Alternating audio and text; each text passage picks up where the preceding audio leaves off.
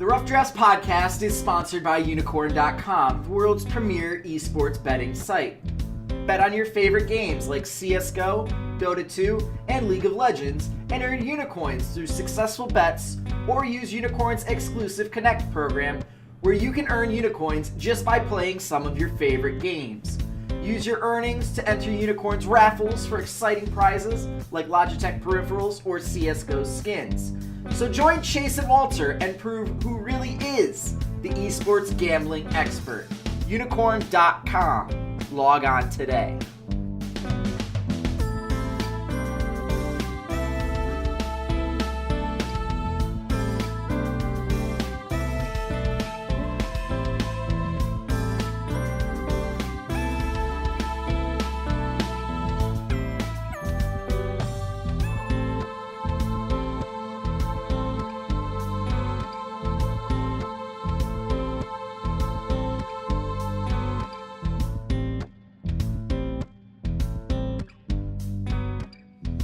Hello, Internet. This is Chase RedShirtKing Wassenar. I am welcome to week 5 of our NALCS Rough Drafts Guest the Lines podcast. I am so excited to be talking to you guys today. I was trying to figure out, it's been a while since I've been able to say I am a writer somewhere. I'm officially a writer at LCS Predict. You guys might have heard me introduce that yesterday. LCSpredict.com, run by our good friend of the podcast, Steve Kaffmeyer, a guy that I really love working with. Just a great statistical mind. He's come up with a whole formula that basically dictates the percentage chance that any team has to beat another team in the league, plus how they would fare against a average of everybody else. There's a ton of interesting statistics to examine, and he gives a deeper explanation on the site, and I do power rankings there every week. But this isn't about me and all this writing things I'm doing. This is about the North American just complete cluster, you know what, that we had last week, and I can't think of anyone I'd rather try to make sense of it with than my good friend Walter Ceades Fedczuk. Walter, how you doing, man? No, you keep talking about your writing gig. Would you just postpone? You can talk about that for an hour, and that'll be the entire podcast. We can ignore week 4 of the North American League of Legends Championship Series. We can just ignore it. Didn't happen. Doesn't exist. Much like the most recent Super Bowl doesn't exist. Yeah, that's totally fair. Like the Loch Ness Monster in North Dakota, it does not exist. Very true. A shout out to anyone who gets that reference. So I guess we could point to one nice thing, which is that our gambling lines weren't a complete loss. We had Echo Fox plus 155 over CLG. Phoenix 1 didn't pan out against CLG, and well, we're going to get to the last bet, I think, when we talk about the negatives. But let's try, Walter, to find a positive here. What did you like about this week? What team impressed you? Oh, man, Echo Fox. Maybe it's the even weeks. I don't know what it is. Personally, what I liked was afterwards, Kyle Fox, who is Rick Fox's son, with some subtle shade thrown at TSM in regarding to poaching allegations and you know, saw the response from Reggie, right? Visas. I did see it, and I will bring that up in probably less than 120 seconds. They look good. Acadian, I said 2 weeks ago, oh, it's a shame Acadian can't win Rookie of the Year because they aren't going to do as well as Cloud9. I think this is his award to lose at this point. He's just fantastic. He's gotten first bloods in just an incredible amount of their games. It's just been, 70% of their games, he's the one that's gotten first blood in it. He's out jungling pretty much everyone except maybe Moon. And, it's just a fun team to watch. We've got Looper playing Singed! His, signature champion, and he's trolling around, and he's doing Singed things. And it's like watching Dyrus in Season 2 all over again. Keith has looked passable. I will say he is probably not the worst AD carry in North America at this point. That dubious distinction is held for a very good friend of mine and someone that I've constantly talked about this podcast, and I've beat that horse to death so many times that Satan himself said, dude, I can't resurrect it again. Stop. But, Echo Fox, they're my up. They're looking good. They're probably going to make the playoffs at this point. a solid team. They're a very solid team. And if you do read my article, LCS Predicts, that should be out by the time you're listening to this, you'll know that I am very high on Echo Fox as well. One of the things I would like to point out is that the even week, odd week thing can be pretty easily explained by pointing out that those were the first weeks of each competitive patch, and Echo Fox isn't scrimming other teams, so they're kind of having to learn on the fly. Their game plan on week 2 and week 4 was so much sharper than their game plan in week 1 and week 3. And as they're doing well and teams, outside of maybe some bitterness from, the big guys like TSM, if other teams start scrimming them and they start, shoring up these kinds of things, I have a feeling their performance is going to see a notable uptick, at least as far as consistency goes. And as far as noticeable upticks goes, I'm going to be excited about Immortals. I was so afraid that I had ruined another team. This is something that we had joked about last week. I was so, I felt bad because every team I root for, terrible things happen to them. And yet this team seems to be working right now. Dardoch is amazing. He is all over the map. Guy's just constantly making plays, whether he should be or not. He's constantly making them. Flame is a monster. Cody Sun is improving every week. He's finally starting to look like the guy I thought he would be in the preseason. Poe Belter still has some things to figure out, and Ale still isn't a guy that, seems worthy of an import slot right now. But they're starting to come together. The pieces are there, and right now, that's enough to be currently, if the playoffs were to start today, Immortals would be in them. So certainly that's something that, might, is exciting for me. But of course, Walter, not all of our favorite teams can be on the most exciting portion of the podcast. Some of them might have to come up in the disappointing section of the podcast. So I'm just going to give you the floor, Walter. You can take as much of this time as you need. Just let it all out. So they're in third place. They're in the playoffs. This is a similar situation to last spring when they had Yellow Star, when they looked directionless and listless, and it took them almost the entire split to finally figure it out. And then there was much praise on Weldon for coming in at the end of the split and getting them into the playoffs and almost winning the championship against CLG, just very narrowly missing out on it. It's very similar, and I'm trying to do my best Skip Bayless impersonation here. They are third. I should be happy. They are not quite as good as Cloud9 or FlyQuest, but they're still among the upper echelon of North American teams. I do believe that they could take a game off of Cloud9 or off of FlyQuest. And I am at the same position that I am as I was last spring with this team. You are TS frickin' M.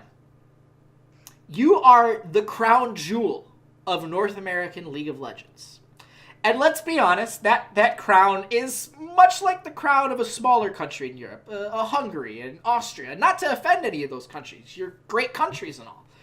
But historically, you don't have the same chutzpah as an England, as a France, as a Germany even. But it's still a crown. It's still something. A title in North America is still a title. It's still a trophy. It's still something you get to put in your case, and you get to, shine it every couple of months. And when people come by, you can say, hey, yeah, see that trophy? That's mine. You see the trophy next to it?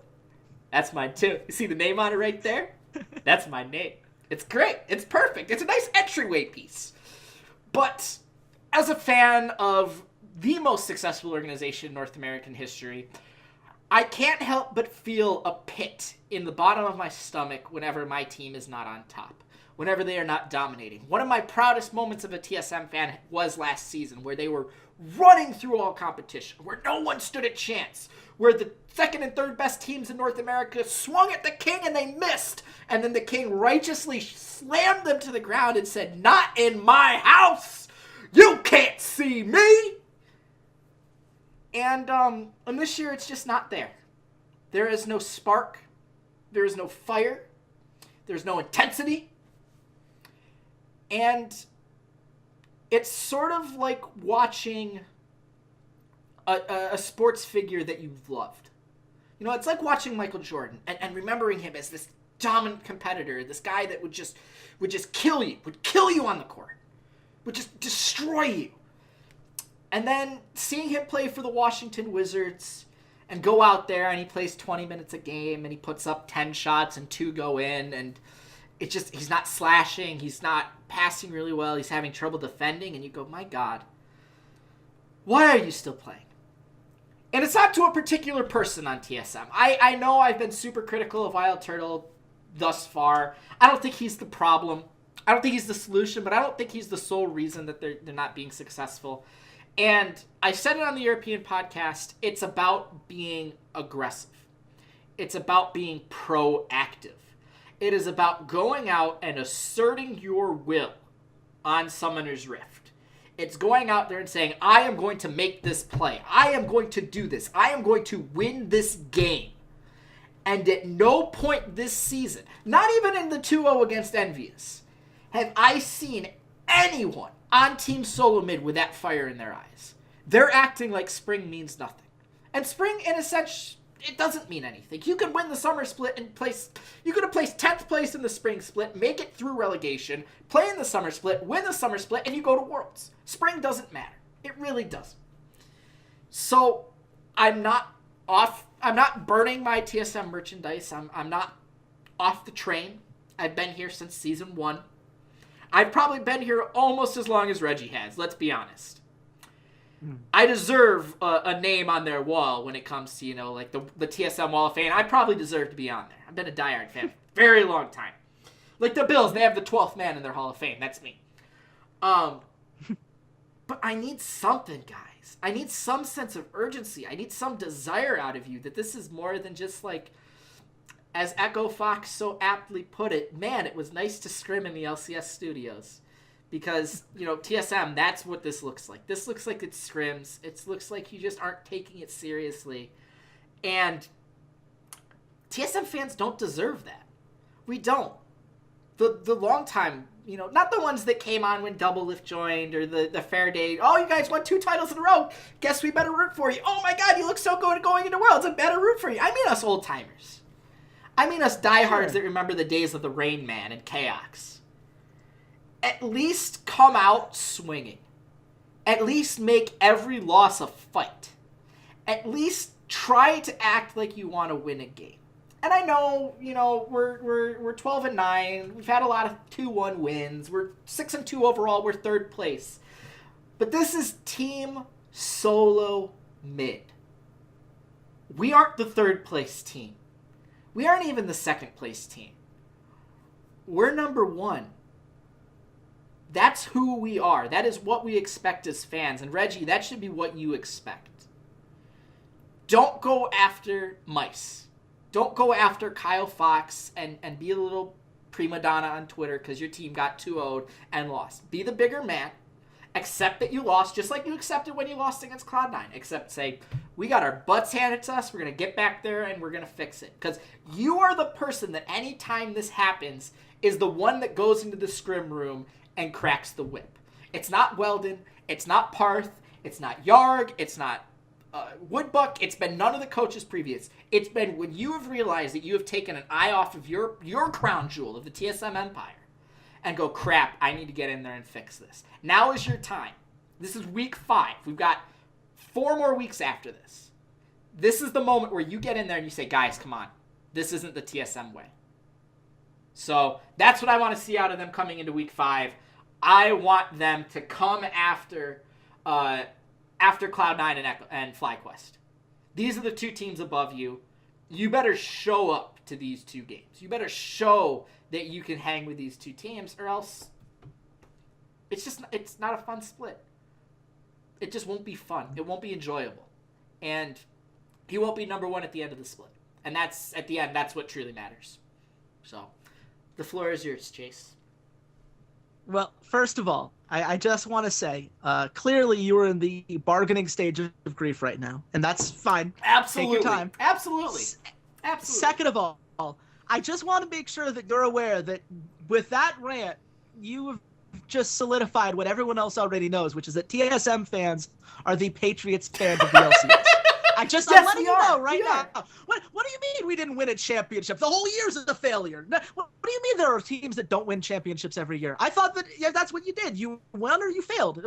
Like, poor Dignitas fans are looking at you like, you son of a, how dare you? Like, this is, I love it. I love the absolute But that's the bitterness. point. I love That's the the point. complete obliviousness to the fact that your fans have been obnoxious on Reddit like crazy, basically since the preseason. There was, I mean, oh my God, it's been, I love it. Man, shout out to you. You get to be that diehard that just, the youngster should get off your lawn. The team needs to get its stuff together. I Keep was doing there you. in 1985 in the snow against the Bears, and the Bears killed us. You know what? I'm going to enjoy our 5th championship. You're goddamn right. You are goddamn right. I watched this team move across the country, back across the country, and back across the country. You're damn right. I'm going to feel entitled. There is a commitment to excellence with this organization that this team, that this 5-man roster, 4 weeks in, have not met. And you're damn right I'm pissed off about it, and I'm damn right I'm expecting better out of it. You're goddamn right. I have no I am response the to one that. who knocks. Cheers. Oh man. Well, that was I think that I don't have anything to add to that. So I guess that's gonna wrap up that section just a little bit there. Let's get to some games in week 5. We're gonna put all that behind us, Walter. It's okay. It's over now. It can't hurt you anymore. Now Yes, it can. I've got 5 more weeks of this. Come on. We've got let's start with Friday's games and a team that is also starting to be like, oh God, we've got 5 more weeks of this. And that would be Dignitas against FlyQuest. Walter, you thought Dignitas was going to win the split before the season started. And I'm going to start bringing this up every week since you constantly bring my things totally up. Fine. Totally fine. They won a series this week. They did. Is there anything, I mean, do you think that Stunt coming in helps? Is that something that will make a difference for them in the long run? I mean, anything's better than the corpse of Xpecial at this point. Let's not forget, I watched TSM when Xpecial was their support all the way back in Season 1. Let me just dig that knife in every other fan's backs real quick. My organization has been around since Season 1. Some of y'all haven't. No, Xpecial was... I had high hopes for him just because on Apex he wasn't awful. He wasn't great. He wasn't good. He was, like, serviceable. I think they got to see if the young guy can do it. In all honesty, a young guy, you can't get cut out much more than Xpecial was. So give him a chance. Let him make some mistakes. Get him some really good stage experience. It was clear that Xpecial and LOD weren't really working together. And, yeah, they need to figure out another way to win outside of just Someday. Like, they blatantly need to figure out another way to win. Because teams can just go gank the hell out of Someday and just take him out completely. And when you have one win condition and you can't execute on it, you're going to lose games. So might as well put the young kid in, see what he can do, see if he can kickstart LOD. Other than that, like they haven't been playing terribly as players. It's just mostly been macro. It's just mostly been not having any other win conditions and not playing to any other win conditions other than, all right, Someday, go 1v9, please. And I just don't like that. That was supposed to be their like signature. Okay, well, we need, we're down, we're tied 1-1. This is a really close series. All right, now let's unleash Someday. It shouldn't be your everyday strategy at all. Just shouldn't. Yeah, it's very one-dimensional. I can't imagine that Someday is particularly happy about this either. I mean, sure, he's making that sweet North America money, but every week he has to play the game knowing, well, the enemy's going to be ganking me all day, every day, because I'm the only threat on my team, and they're going to win or lose based on how much I can hard carry how this thing's going. And for the record, I don't know which AD carry you meant when you said that there are worse AD carries than Keith. I think there are 2 people I would put now on that list, because LOD right now is tied with Piglet for the worst KDA of an AD carry in North America at a 2.4. And LOD is doing it in the same number of games with way fewer assists. He's not dying as much, but he's also not making any sort of play, and that death by stagnation that you mentioned there is really just killing Dignitas. They don't feel comfortable making plays that don't involve someday do X, and it shows. It just there's clearly some changes that need to be made in the system, and it would help if guys like Lod were able to step up in the meantime. But until then, it seems like FlyQuest should be able to wrap this one up pretty nicely. Walter, where did you put the line? I had FlyQuest at minus 550. Okay, you get this one. I went a little bit too high. I said minus 600. FlyQuest minus 476, which puts Dignitas at plus 320. And there's no value there whatsoever. So we can just continue forward and pretend that this game didn't happen, like most North American fans will on Sunday. On Friday, I should say. So I think that's totally fair. Fair enough. Speaking of games that I don't think a lot of people are going to be watching, Envious versus Phoenix 1. Walter, if I didn't know that you were going to need our whole disappointing segment, Phoenix 1 would have been my pick for the most disappointing team from last week. They went 0-2, including a loss that we thought for sure was going to be, wrapped up in the bag against CLG. So, what happened here? What's going wrong with Phoenix 1? I think some of Inori's inconsistency was exploited in that series. I think that when I say that they reminded me of H2K, I do see them have some of the late game issues that H2K did have last season. In terms of the mid-game, late-game kind of macro decision-making. And when that's compounded with Inori, I say you got to be aggressive. You got to make a play. Sometimes Inori tries way too hard to make plays when he doesn't have all the information available to himself. And that usually is my problem with Echo Fox, or with Phoenix 1. Whenever they have issues, it's that that Inori is trying way too hard to make a play. I still think this is a very good team. I'm not terribly worried in the long run for them. I think they're still a shoo-in for top 4. Still a shoo-in to, at least make it into the semifinals, and I'm still okay with them being kind of a dark horse for me to make it into the finals. But they just need a little bit more consistency out of Inori for that to happen. And they need to realize quickly when teams start to camp the bot lane, because as good as Arrow is, and I still think he's the best AD carry in North America, when teams really focus that lane, you can't really play from behind when you're a Varus or an Ashe or a Jhin. It's really difficult when you're constantly playing on the back foot and the other AD carry gets ahead of you, because that means they have a little bit more damage. And with these kind of low damage utility carries, every longsword you have matters. So I'm not really heartbreaking on them, but I'm sort of cooling my jets a little on their, maybe finals contender potential. It's funny that you say that you're still convinced they're a top 4 team, because in the article that I wrote today that you guys can see on LCS Predict, I put Echo Fox above them.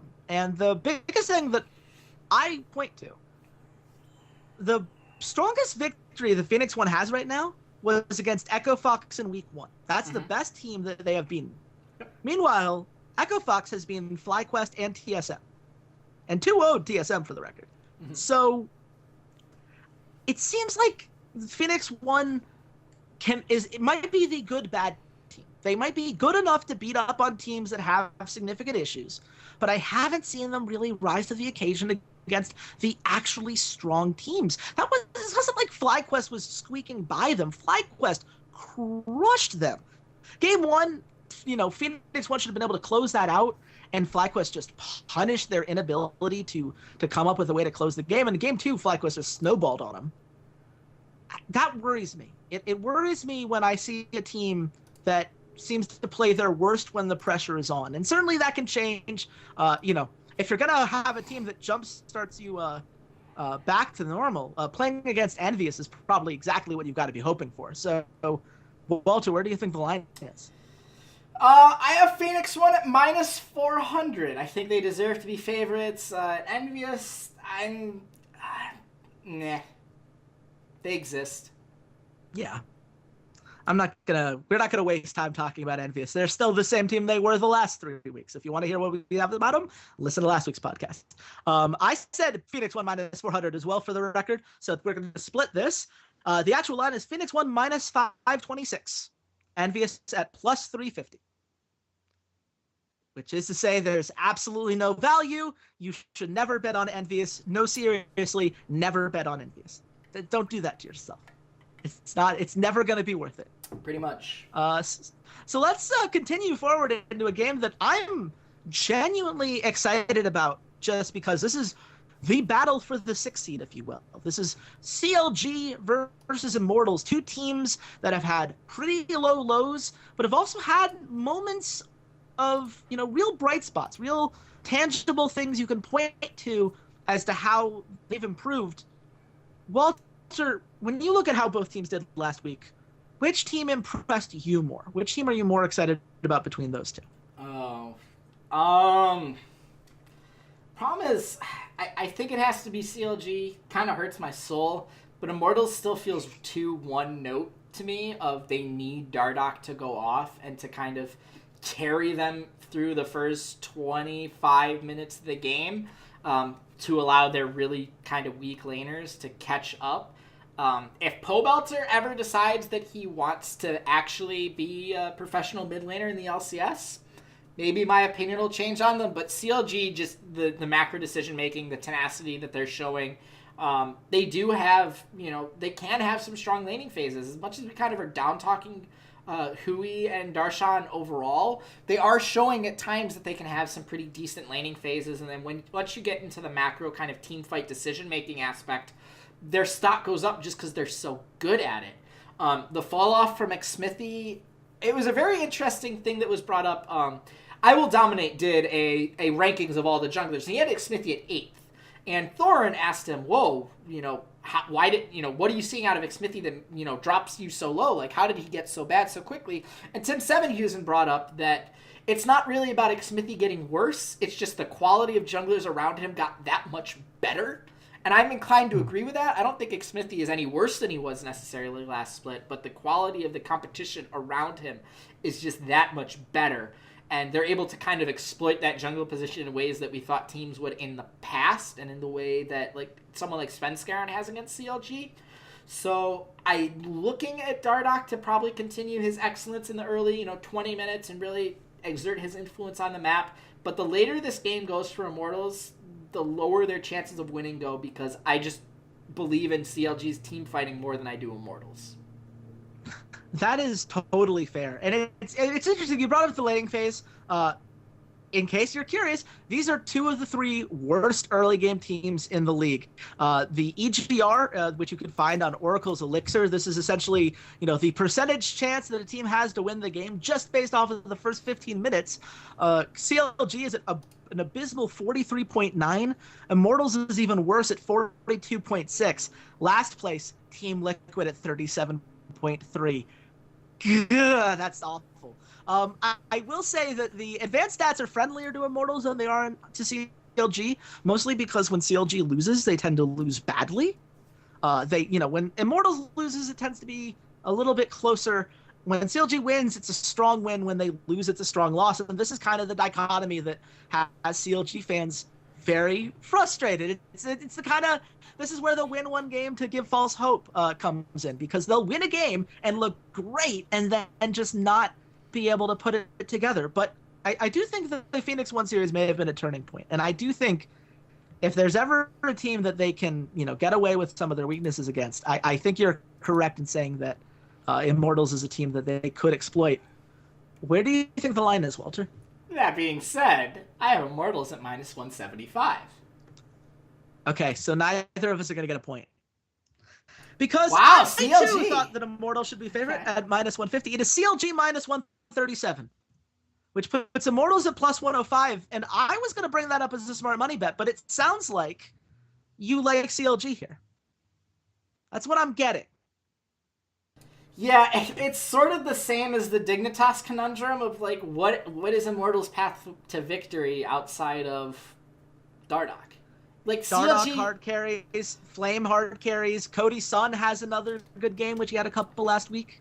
They've got a couple weapons. Right, but I will argue those events happening center around Dardoch making it happen. When Dardoch has a bad game, Cody Sun doesn't go off. When Dardoch has a bad game, Flame doesn't go off. Like, that's the whole point. This all goes through Immortals, and even it all goes through Dardoch. And even if Hui and Darshan and even Stixay have some, like, mediocre early games, like, I trust their team fighting over Immortals team fighting.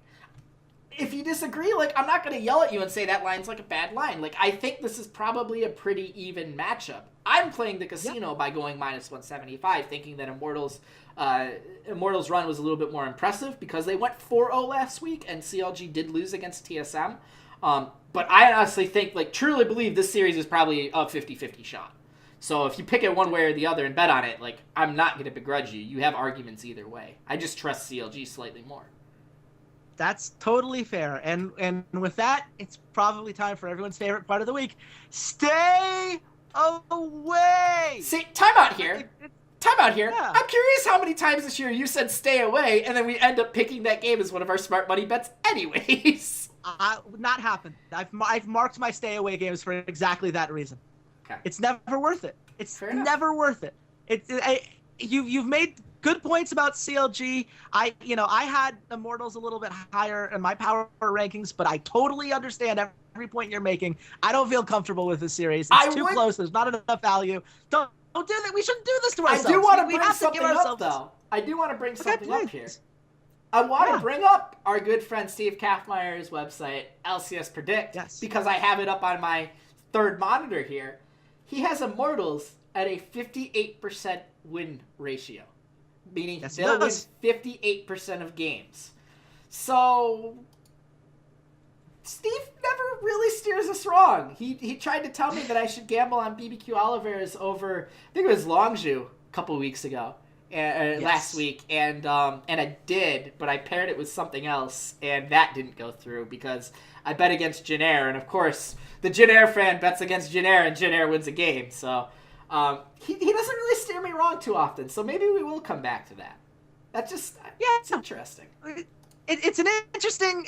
Like I said, a lot of that comes into when CLG is lost, they've lost big. But if like this series, it could go either way. Here's a series I don't think we want to talk too much about.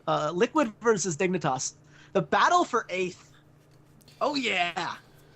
Can you feel the excitement in the air, Walter? Yeah. We're talking about Team Liquid, so there's not a goddamn shred of excitement anywhere near my body. None. So, is there anything that people who want to watch the series can look forward to that is worth getting excited about, at least in the long run, even if neither of these teams look like they're going to be accomplishing much in the short run? This is going to jumpstart one of these 80 carries, right? I know you're talking about Lod as one of the worst 80 carries. I think Piglet's taking that mantle, and I truly feel bad for Team Liquid fans. I feel bad for Piglet. Man, I feel like I constantly say this. I don't want to beat the guy up. I don't, but he gives me no reason to just put my hand down there and try and pick him up and be like, it's okay, Piglet. I get it now. And this is some kind of maybe not really looked at news, but Swagasaurus, the general manager for Team Liquid, the overall general manager, he's left the organization now. Oh. Usually in the NFL, when a general manager, when a personnel decision maker leaves the organization, it's kind of a big deal. Who knows? Maybe Big Daddy Steve is the one who signed off and said, yeah, we're going to keep Piglet. I don't know whose decision it was, but they don't deserve to be with the organization anymore because it's clearly, hasn't panned out. And Piglet, just go home, dude. Go. I say this politely. I don't say this get the hell out. I'm saying politely, go home, be with your friends, be with your family, go join Spot TV as a commentator, as an analyst, whatever you want to do. Go enjoy your life, because it's pretty clear that you're not enjoying being over here. It's not working with this team. Go coach. Go play on a Korean Challenger team if you want to, with a little bit more lax atmosphere. I think it's over, buddy. I think the experiment's over. It's done with. And I feel bad for Liquid fans. I feel bad that they've endured the Forever Fourth memes for as long as they have. And I really bet that a Team Liquid fan, if you asked him right now, well, would you rather be 4th or 8th? They'd say 4th. So I feel bad for them. It sucks. Like, it genuinely sucks. I'm a TSM fan upset that I'm not in first place. Like, I genuinely feel bad for the Liquid fans. Genuinely. Well, I mean, in Liquid's credit, it's not like they had a whole hour-and-a-half documentary that they produced last year that it laid out all of the problems that were likely to come back up if they brought Piglet back. Oh, wait, there totally was. Where do you think the line is, Walter? I have Team Liquid at -150. Okay, I get this one. Okay. I said Team Liquid at -130. It is Team Liquid -125. That puts Dignitas at -105. This is a horrible game of League of Legends that I'm going to watch because I do my power rankings every week, and I'm curious if either of these teams can separate themselves from each other. But I think it's worth pointing out that their scores, again, looking at Steve Kaufmeyer's site, almost even. They are basically the same team with the same problems, and that's not necessarily a positive thing. I don't think we needed two of these. Let's breeze through the next one. Envious versus Echo Fox. One of them was the team that you were the most excited about. One of them is Envious. Where do you think the line is, Walter? I have Echo Fox at -400. Okay, you and I split this one because I also said -400. -345 for Echo Fox. That puts Envious at +240. That feels a little low. Just a little low. But I think it's fair. Is this an Echo Fox Falls Apart series? Nah, not to Envious. If Envious had some fight in them, I might feel differently. Okay. But as it stands, I'm inclined to believe that Echo Fox is going to be able to handle things just fine. My only thing, the conspiracy theory I have that maybe it is possible that just not being able to scrim every week is actually affecting them on their first week on a new patch. In 7.3, there were a lot of changes. So if that is indeed something they're struggling with, maybe it won't be as clean. Are we sure teams... Echo Fox...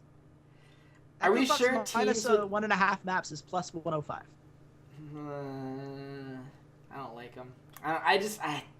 The problem is, are we sure that teams aren't scrimming them anymore because they actually look good now? Like, are we sure Envious wouldn't break it just to be like, all right, we'll scrim against Echo Fox? Like, are we sure some of the bottom teams? We just know that they haven't yet. That's all we know.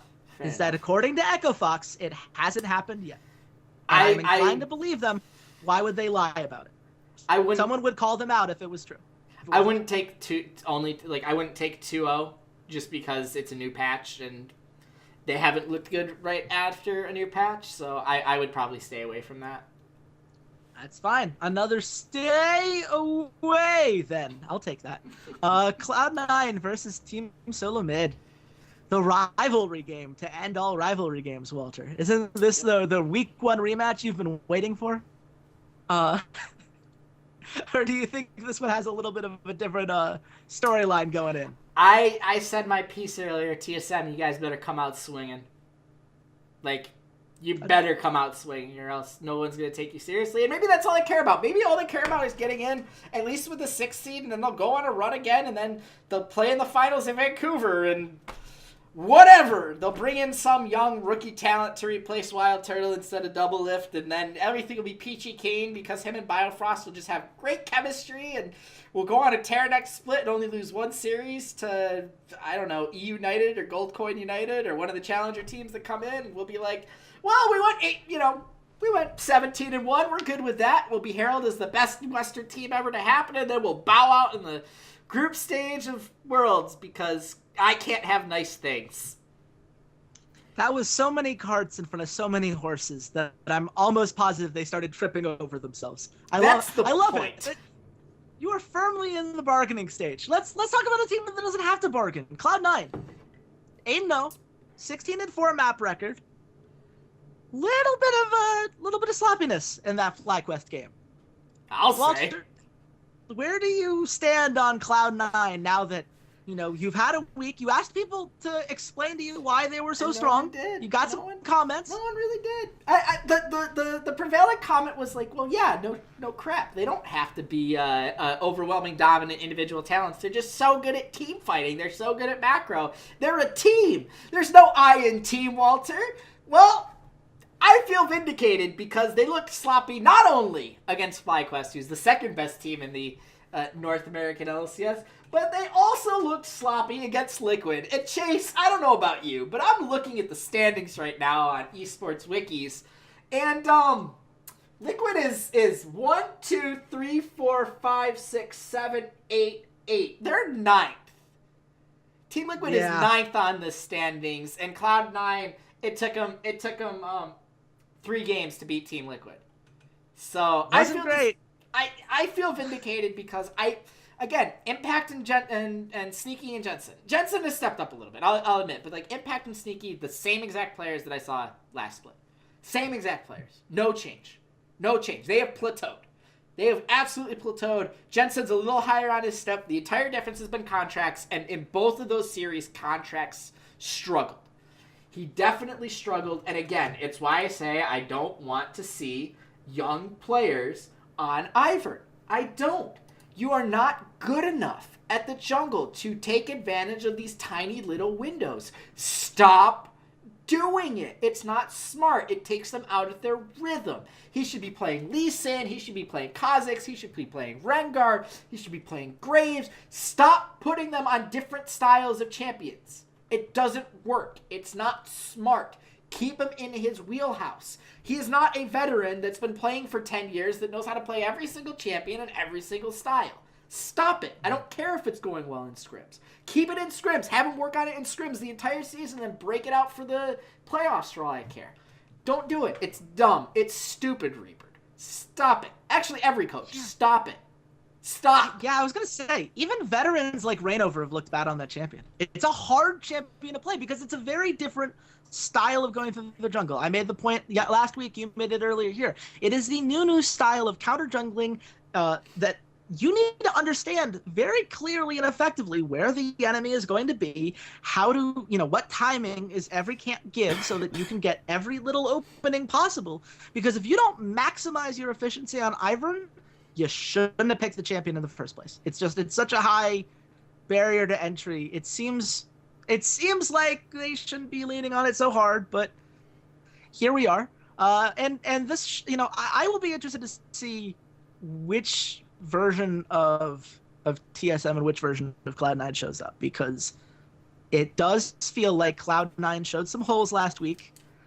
TSM showed some major breaches last week, like some actual hull damage, one could say. But, when they play each other, they do tend to bring out the best in each other. So it's certainly going to be an interesting series. If North America wants to silence people like us and people like Kelsey Moser, who did a video on it today, did say that, Cloud9 actually can hang on an international stage, well, this would be their chance to. I don't know. We wouldn't know because they don't want to go to an international stage. So poo on you, isn't that Cloud9. kind of interesting? Ah, God, it's great. Where do you think the line is, Walter? I have Cloud9 at minus 300. Okay, I get this one. Of you course were too you hot. do. Of course. I said minus 250. It's minus 227. And I know where you got that line because that was their line against FlyQuest last week. Why would TSM have closer odds than FlyQuest? I don't know. It makes no sense. Because it's TSM and FlyQuest has existed for 5 weeks. What was TSM's odds on this? TSM is plus 170. Plus 170? Not terrible. I like it. We're coming back to that. In fact, let's kind of stay in this realm because it's FlyQuest versus TSM. What is it that FlyQuest brings that's going to change the nature of this game? Because obviously, this is a series, TSM, obviously, these are very tough teams. These are the top 2 teams in the league that they're going to be hanging with. But I think despite the many jokes that people have made about comparing FlyQuest and Cloud9, the Cloud9 white jokes, ha ha ha ha, I'm not laughing. This is going to be a very different series. It's going to be a very different style of play. So how does FlyQuest try to exploit their strengths and really, take TSM's the wind out of TSM sails? And how does TSM try to hang in there against an opponent that has so much more aggression, we could say, than, a Cloud9 or, in fact, most other teams in the league would do? TSM has to abuse their better laners, particularly in Haunters and Bjergsen. They have to win their lanes. They have to. There is no reason why in 2017 Haunters can't beat Balls. None. Get him in a good matchup. I don't care if you have to do something cheesy and make sure you get Camille. Something. Your 2 solo laners have got to crush their 2 solo laners. You have to. You absolutely have to.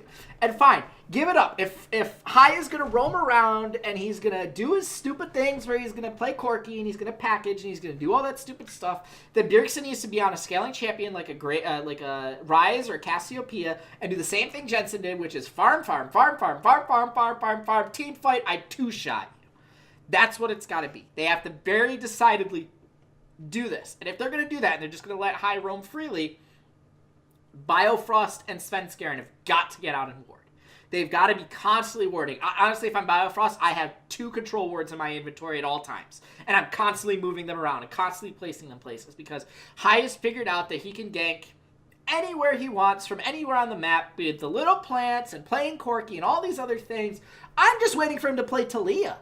I'm waiting for him to realize there's a champion in the game where he could throw down his own terrain and go like, wait a minute. I can gank you and cut you off from getting back to your tower? Oh, boy. So it's really going to come down to Haunters. It's really going to come down to Bjergsen. I think this is probably the closer of the 2 games just because the talent level has such a disparity to it. I think TSM is still a good team fighting team.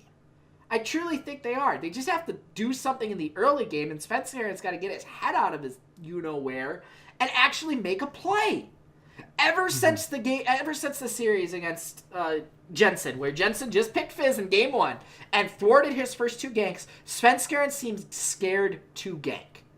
Except the Ivern game that he played. Like, he had a really good Ivern game where he's constantly ganking. Gank mid lane. Gank. That you have to be proactive. Moon is being proactive. He is making plays. He is forcing plays. He is showing everyone that's watching that I want to win this game. It's going to go through me. This is the play I'm going to make to do it. And Svenskeren isn't doing it. That's what I need from Svenskeren. Make a goddamn play. You're better than him. Straight up mechanically, you are a better player than Moon. You are a veteran. You know more than Moon. Let's be honest. Go in there, make a play, shut this young kid down, and show Hai who daddy really is. I'm serious. I think that's fair. No, I think that's the play. I am concerned for TSM in one particular way. You talk about the early game. Echo Fox took it to TSM. They have the second highest early game rating at 61.0. Yep. The only team better is FlyQuest at 61.4. Yep. No one has been better at winning the early game and being on the attack and forcing the enemies to adjust to their rate of play than FlyQuest. And we saw that in Game 2 against Cloud9. They could do it against great teams. Heck, they even did it in Game 1 against Cloud9. The difference is that they forgot that Tarek's ultimate is a thing that exists in the game and just walked into some really terrible fights. But that's it's one of those things where TSM, I think that even more than just Svenskeren having an impact early, I think they're going to have to slow down the early game as much as they can and force FlyQuest into a 5-on-5. Because with the guys that, with Bjergsen, with Hauntzer, with Biofrost, TSM should be able to win a 5-on-5. I believe that they are mechanically better players if they can force the fights to happen on their terms. Absolutely. If FlyQuest is dictating the pace, the series is over. I think that's going to be kind of what that tells us. Where do you think the line is, Walter? I have FlyQuest at minus 200. Okay, I get this one as well. I said FlyQuest minus 180. It is FlyQuest minus 156. So that's going to be one of our smart money bets, I'm assuming. FlyQuest minus 156? Yeah, FlyQuest minus 156. We get, that's not that high for an odd like that. I think that happens way more than, the 55 or 60% of the time that's indicating. Not even 60% of the time. What is TSM's odds? TSM's plus 120.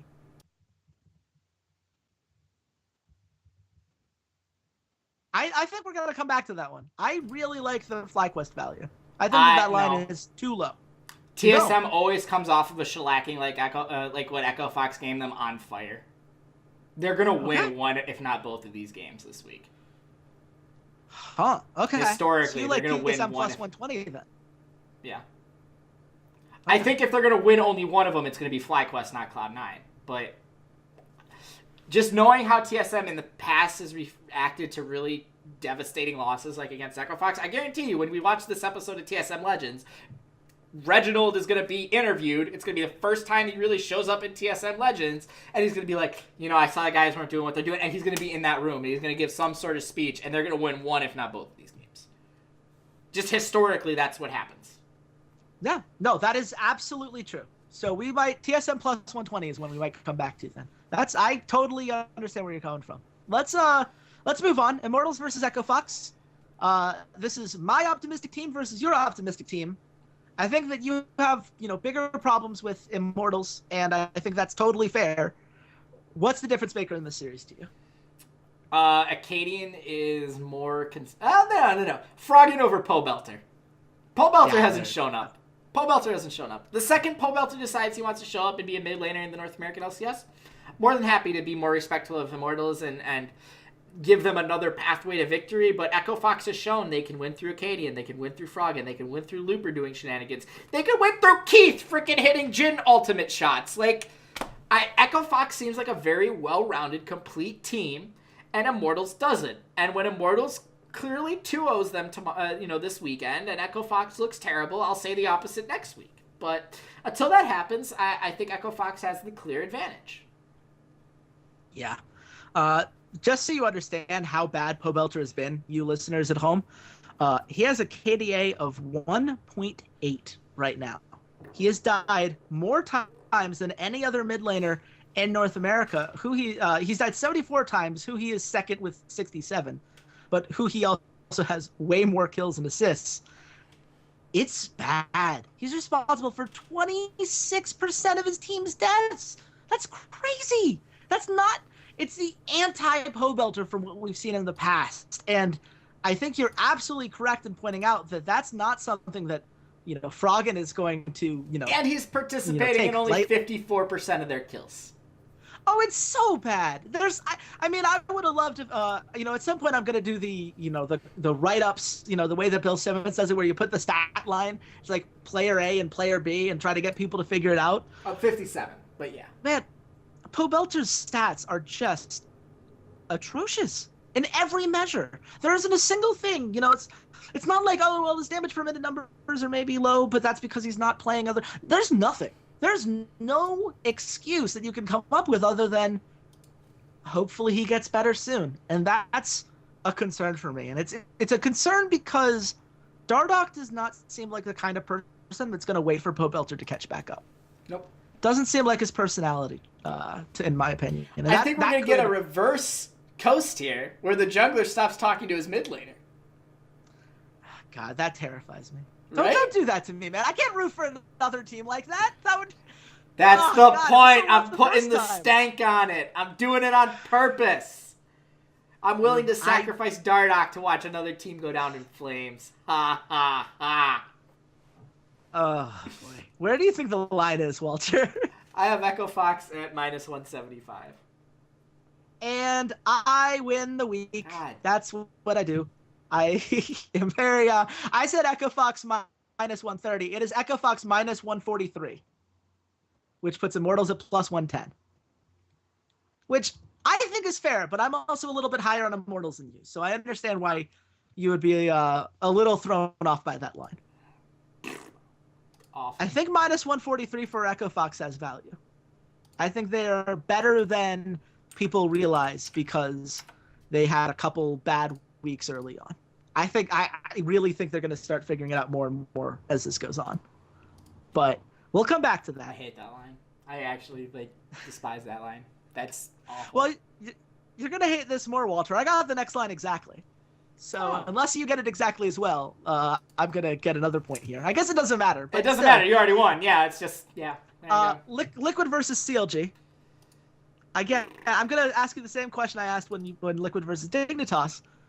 What's the upside here? What are fans who watch this series, which, this will be the second stream compared to the Phoenix 1 Cloud9 game. We'll get to it in a bit. Why should people tune into Liquid versus CLG?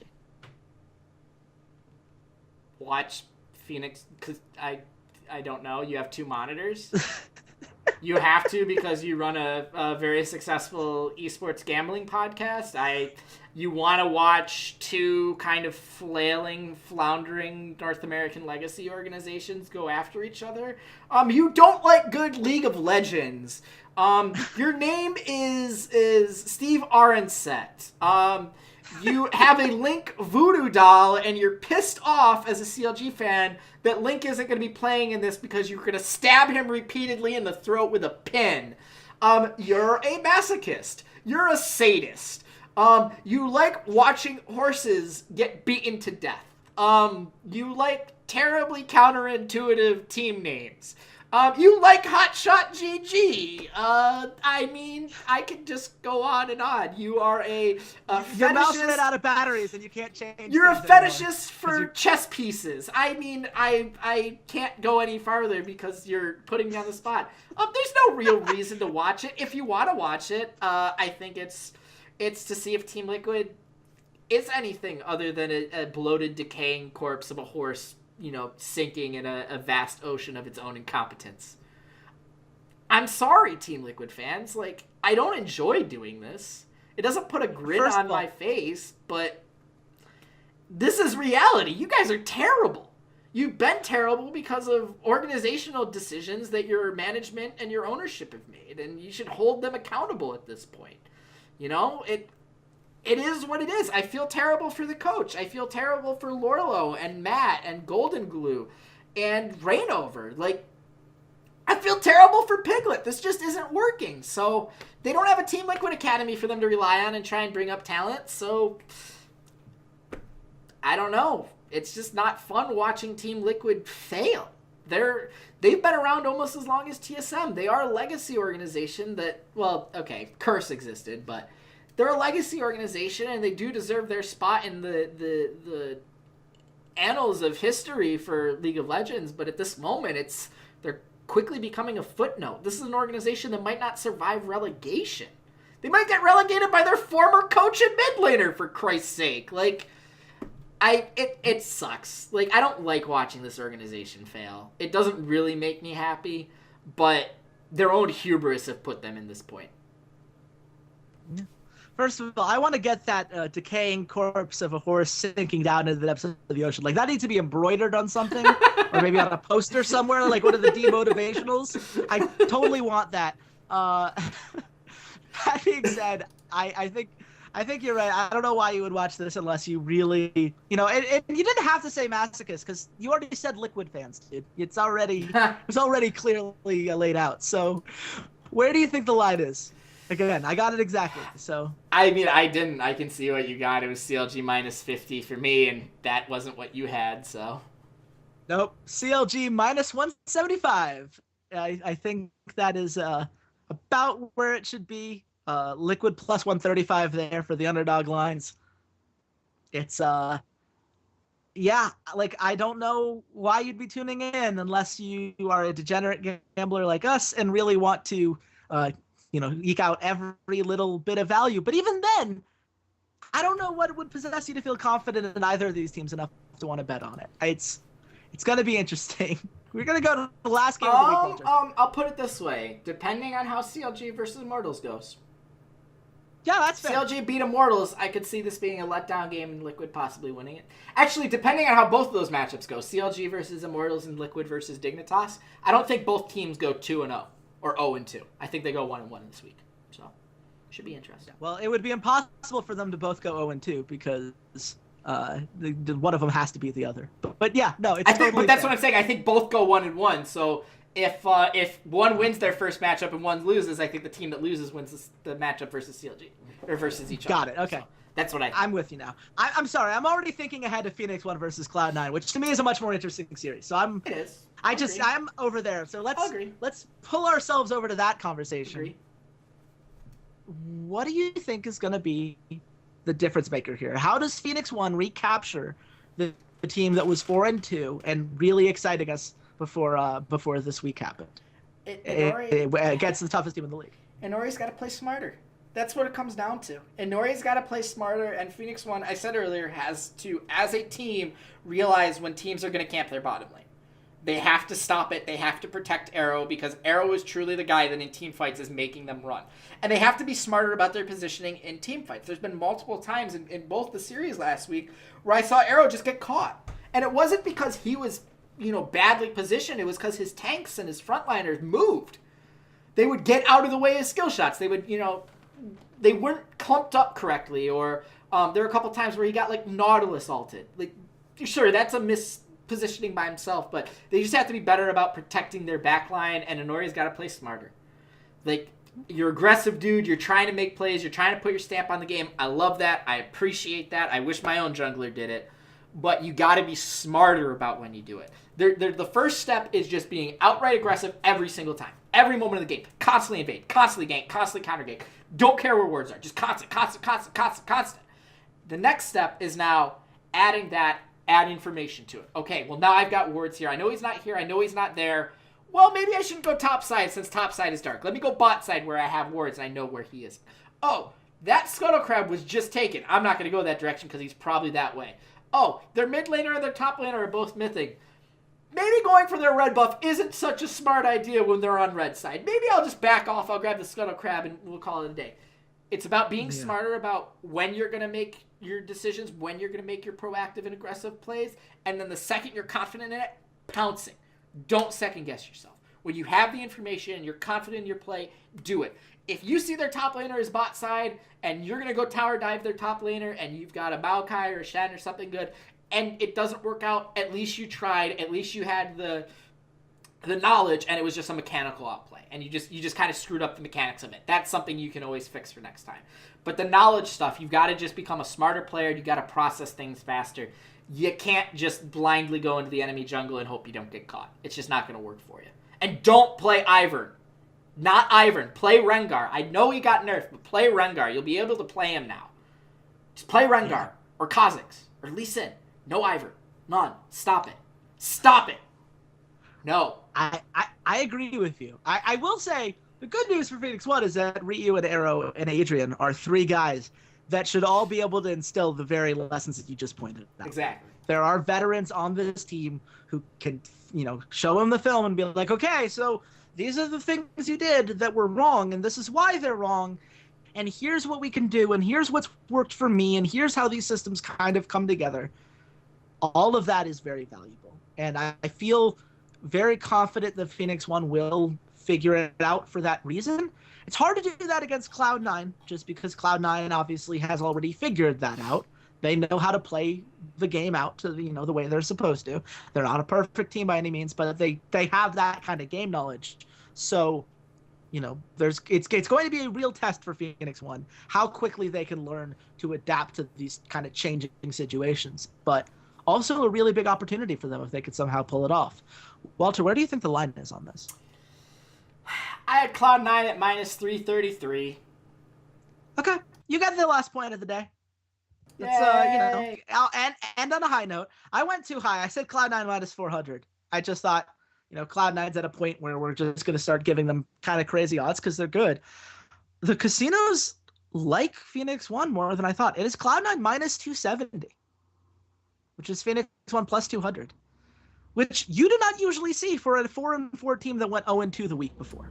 That is not what we're used to as far as the casinos go. It seems like it seems like they are saying, we believe this team can win when the opportunity comes their way. And for the record, when they've won 2-0. Their 4 series that they've won were 4 2-0 victories. They have never lost a game in a winning series. So, maybe they're just better playing well ahead. That's something that we'll have to watch as well. We got to come up with some value bets, Walter. What's jumping off the table for you? I mean, I personally am going to gamble on TSM for both these series.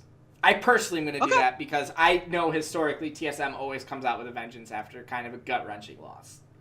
That's fine. Maybe because they swept...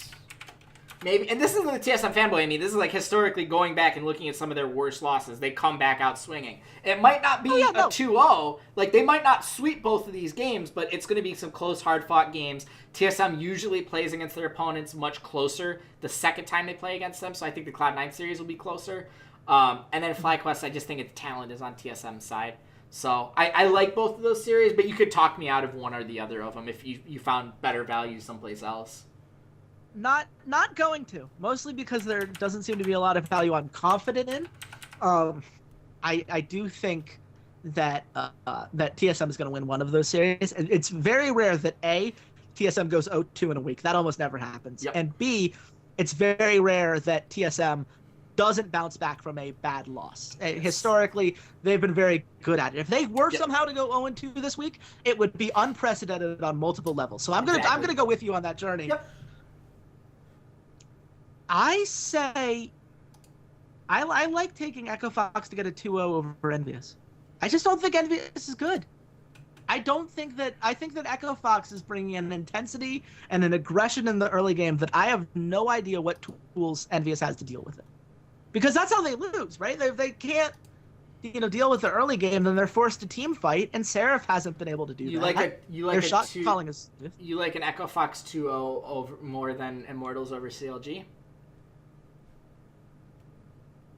Since they're both plus 105? That's so tough. We did tell people to stay away from the CLG Immortals game because neither of us could agree on this. Yeah. Because you did not like Immortals when I know, but that's why I'm asking you that question. Which do you like more? I think I'm going to have more fun betting on Immortals to win than I will on Envious to lose badly. I think it is a more fun bet to take Immortals there. But it is going to be the first time in a while we are saying, hey, remember how we told you guys to stay away? We're not taking our own advice. Well, but here's the thing. Which team do you have more confidence in beating CLG, Immortals or Team Liquid? I have more confidence in Immortals beating them than Team Liquid. Absolutely, so, Immortals.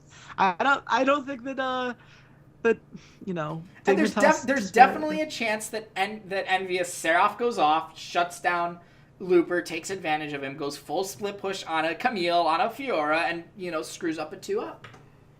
So yeah, no, that's fair. We're gonna do argument. It. TSM plus 170 over Cloud9, TSM plus 120 over FlyQuest, Immortals plus 105 over CLG. That's a podcast. Thank you guys so much for listening. Hopefully you enjoyed it as much as I did, because I had a blast. This was, I think there are a couple moments that I am going to be saving for posterity.